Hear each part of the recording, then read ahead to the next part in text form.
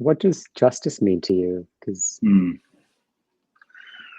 Well, I see justice as a field, and on that field, there are many corners, a many-cornered field. There's the field of human encounter, if you think of different groups that have been alienated from each other. So relationship building, that's one corner of the field.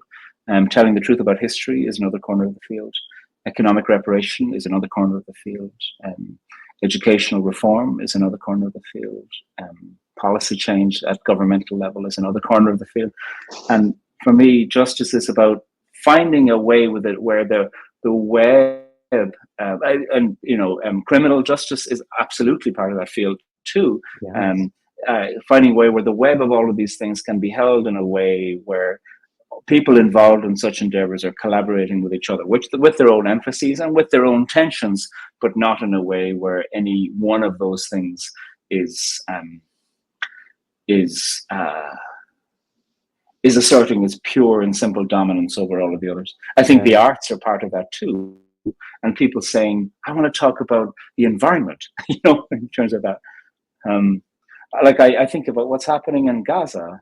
And one of the things I see is that different people, as public conversation is raising about what's going on, have different emphases. And one of the things I fear is that in people who are giving a lot of attention and love and solidarity and public voice to what's happening in Gaza, that somebody might, or some forces might wish to create the divide and conquer dynamic in the community to say, well, okay, you want to do policy reform, you want to do some compromise, you want to do some this, you want to do this and that. None of you agree with each other, and so just shake up the jar, that like a jar of angry bees, and say, see, it's all self-defeating because they can't agree.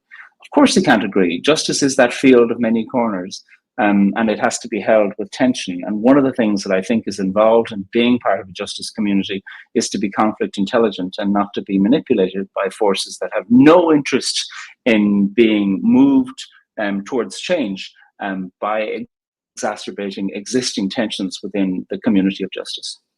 Yeah, so beautiful to be conflict intelligent around, what you listed are the root causes of bias, policies, stories, media, education, trauma, social I'm sure relations. I left out loads. Yeah, social relations. And, as you witness what's happening in our world, and I know you've been part of some reconciliation processes in Ireland, and would love for you to speak to that a little bit, what you observed in that process, and also perhaps for some of our viewers and listeners who are not educated on this, the difference between the north of Ireland versus Northern Ireland. I remember you educated me on this when we met, a few years ago when we met in person.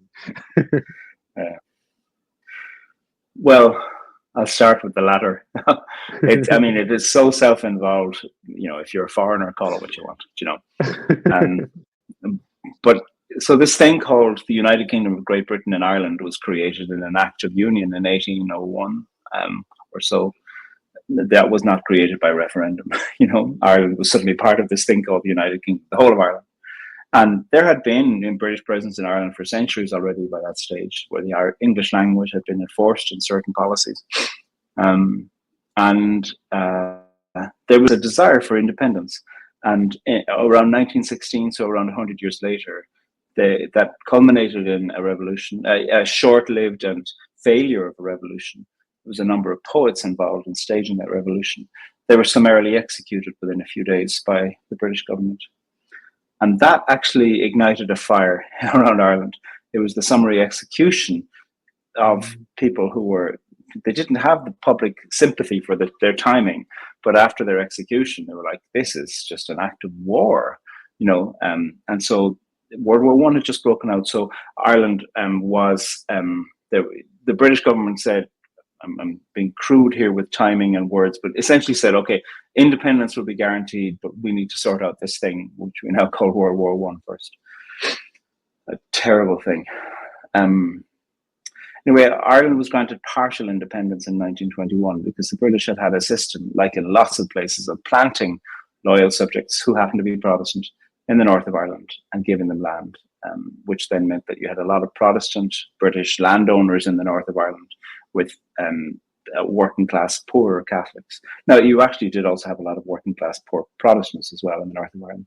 The British government, they drew a border around the majority Protestant area in the north of Ireland, some of whom had been there for hundreds of years. They were local by that stage, but they can still consider themselves British and were still practicing the Protestant religion, even by affiliation.